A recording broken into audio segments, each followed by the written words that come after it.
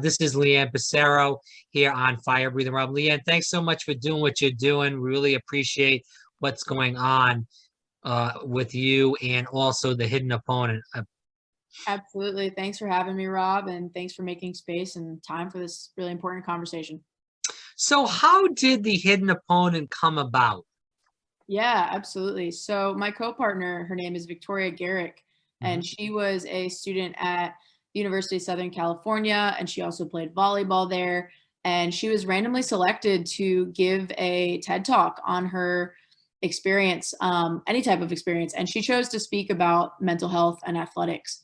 And that TED Talk was really well produced. She did a great job with it and just got uploaded to YouTube.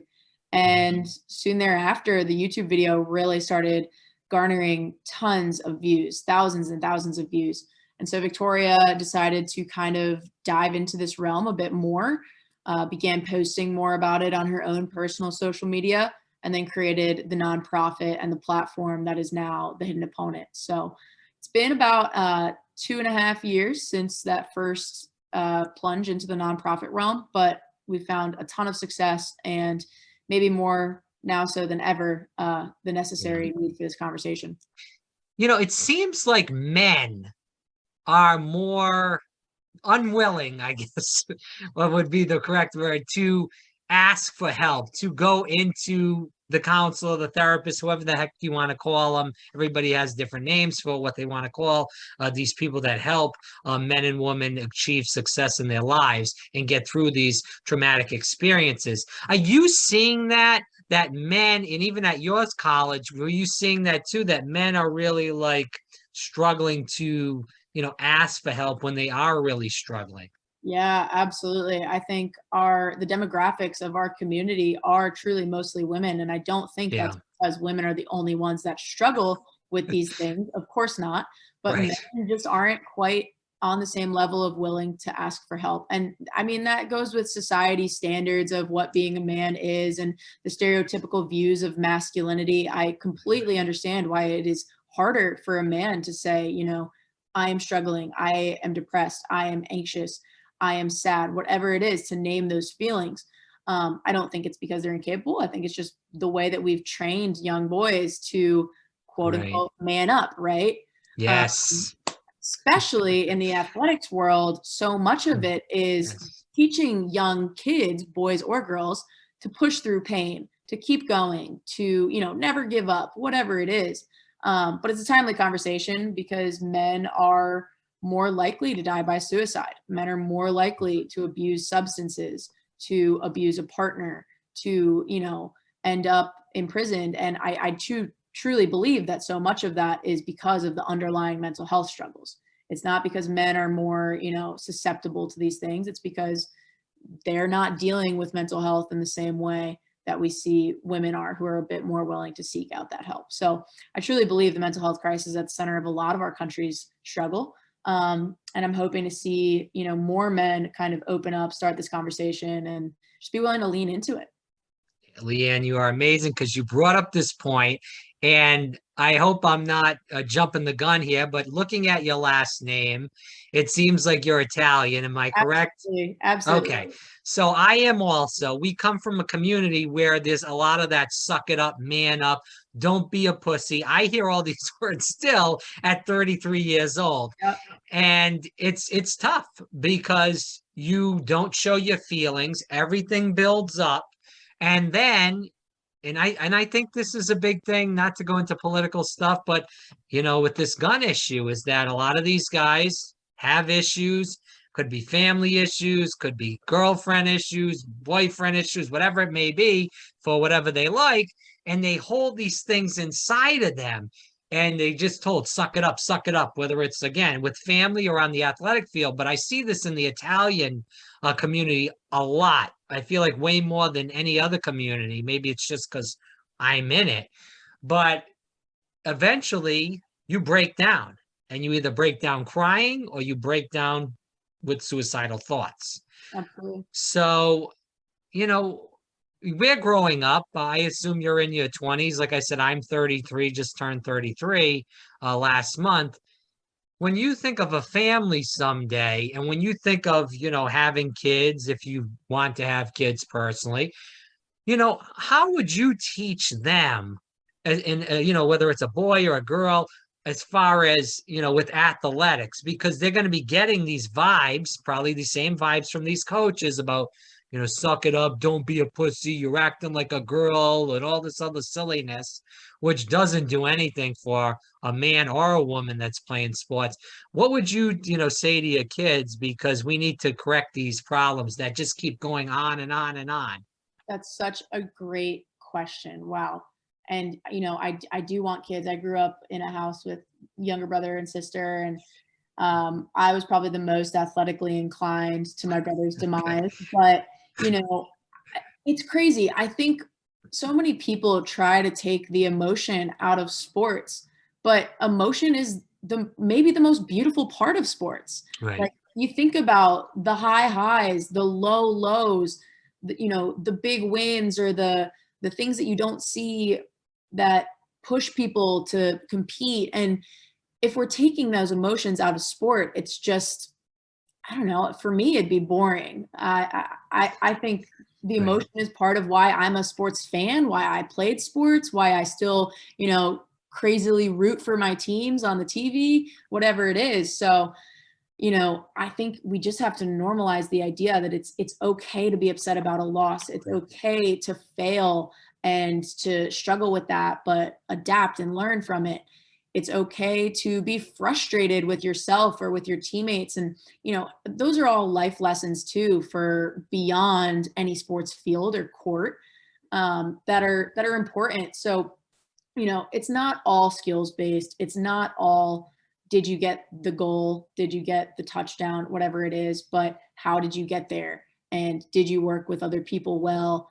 And, sports are so much more than the end result. And I think a lot of youth coaches do focus too much on it. And of course, I'm a very competitive person. I coach varsity sports, and I love Yeah. winning a ton, and I love competing, but it's more than just that result. And we really need to foster, especially in our young men and our young women, that, those emotions are completely normal, and it's okay to vocalize them and to name them. And it's okay if you get in the car after a game and cry. It's okay if you get in the car after a game and are mad, whatever it is. Like, that's part of the experience of being an athlete.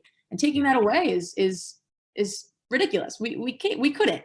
So, just normalizing again that emotions are part of sport. Again, for people that are listening, Leeann Passaro here on Fire Breathing Rob, definitely check out, and I'm going to give you the website right now. It is thehiddenopponent.org. It's a great website, and they're doing amazing things for student athletes with mental health issues. And just, we need to, get involved in this at early ages as, mentors, as, teachers and coaches. We need to talk about mental health, because this is something that doesn't mean you're crazy. It means you're human. So I think that needs to be said, especially in a lot of communities where there is tough upbringings. So we're looking at the NWSL. I'm in Orlando, and we look at what's been happening, I should say, with the Orlando Pride, a team that I watch consistently. And I watch women's soccer. I don't give a damn what people say or think. Screw them.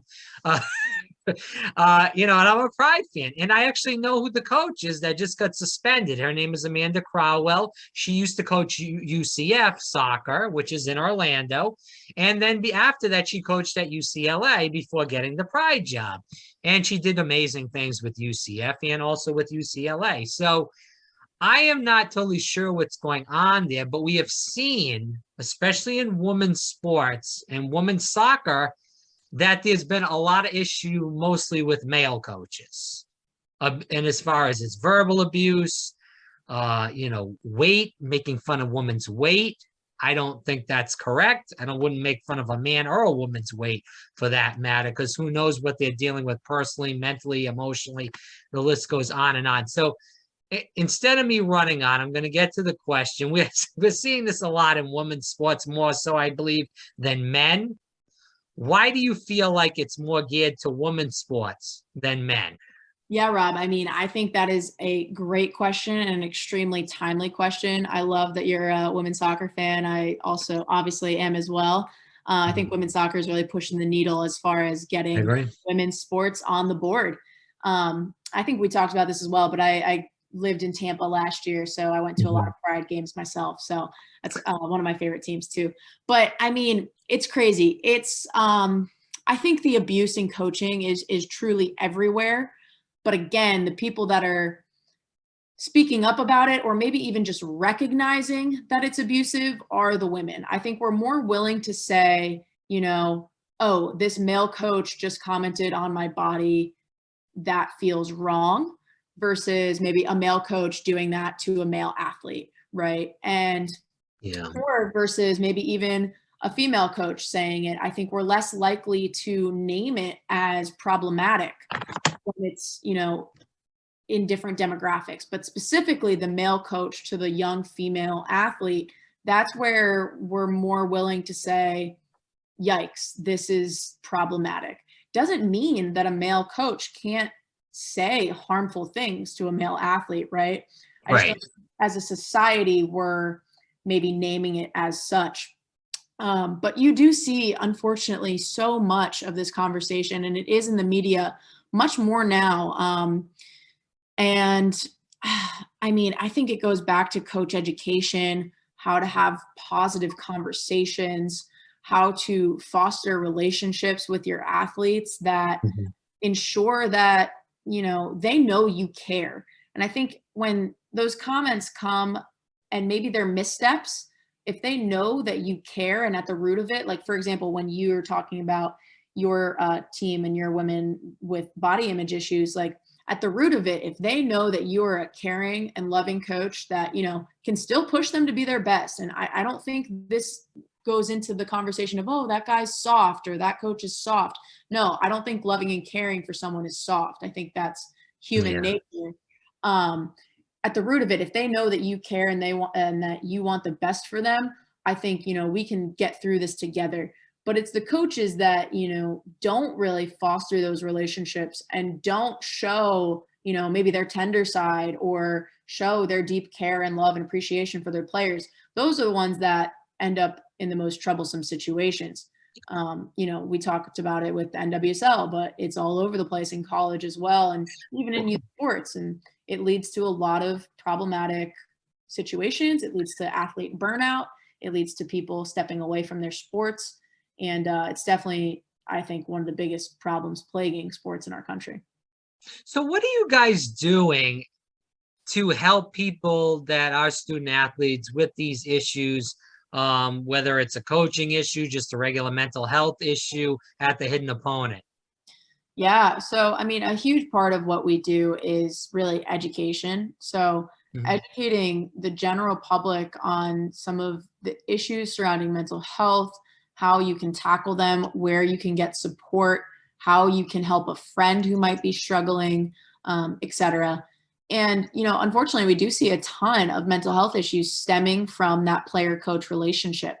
Conversely, the players who often see a ton of success are the ones who have those mentors and coaches and people who really believe in them and foster their development and help them grow. And it seems like an obvious relationship to call out, but so much of our society has been like, well, if you're not pushing them hard enough, you know, they're not going to grow. Or, well, if you're not demanding the most out of them, they're not going to grow. And it's like, yeah, of course, that's also true. But you have to strike that balance between struggle and support. And how you can do that as a coach is, you know, really getting to know your players, what makes them tick, when do they need that help, and when can they kind of be pushed further. So again, I really do think a lot of it goes back to knowing your players and knowing how to help them best. But other things that we do with the hidden opponent are a campus captains program. So that's our ambassadorship program where student athletes are able to be ambassadors of our mission on their college campuses. We had a great past year, over 350 ambassadors on over 250 unique college campuses across the US, a little bit of Canada, and even some high school students who really just wanted to jump into this conversation more, hold events on their campus, whether that be speakers or panels or, de-stress events or support groups or mental health awareness games. The list goes on and on. Our ambassadors did an incredible job of bringing light to this conversation in tangible ways on their campuses. And what we encourage them to do is, again, one, really just educate themselves further on mental health, specifically on mental health challenges that they have not personally experienced. A lot of people are willing to be like, yeah, I have performance anxiety. Here's how I deal with it. But not a lot of people are willing to kind of step out of their comfort zone and study things such as, minority mental health or bipolar disorder or other mental health issues that, aren't quite as in the mainstream. So we really want them to step into those kinds of external conversations as well, and then really bring that knowledge and that awareness to their campuses through various events or speakers, and kind of just spread what they've learned. So they did an incredible job this past year, and I'm really excited to see what next year brings with even more in-person events, less of the Zoom and virtual world, which I think we're all a little tired of. I hear you. And yeah, I mean, I think it's all good things from here. Well, as we go toward the end of the interview, Leeann, what is next for Hidden Opponent? What are you guys trying to, because I know you're growing and growing. You said over 300 now.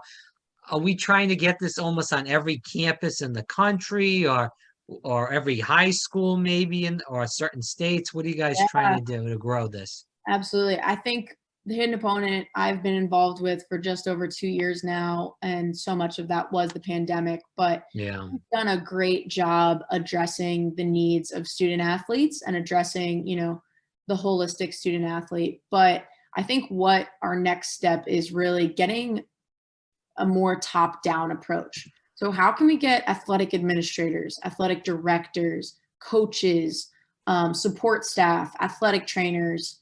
How can we get more of the adults on campus involved in this conversation, in whatever next steps forward we're making?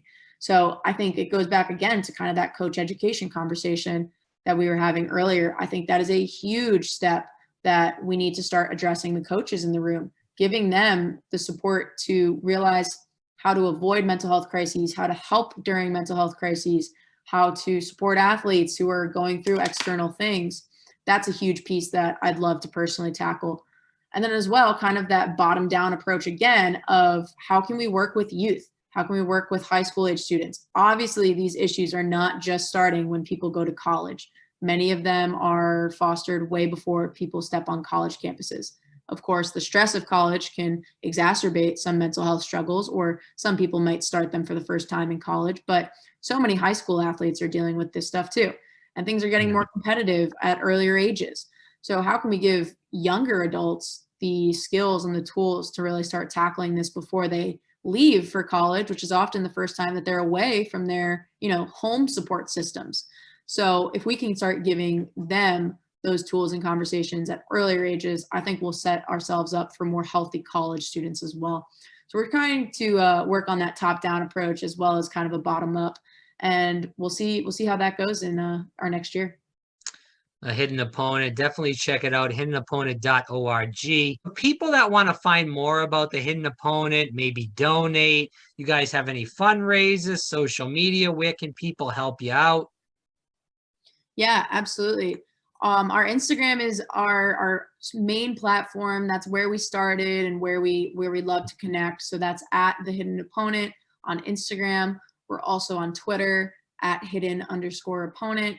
You can email us at admin@thehiddenopponent.com.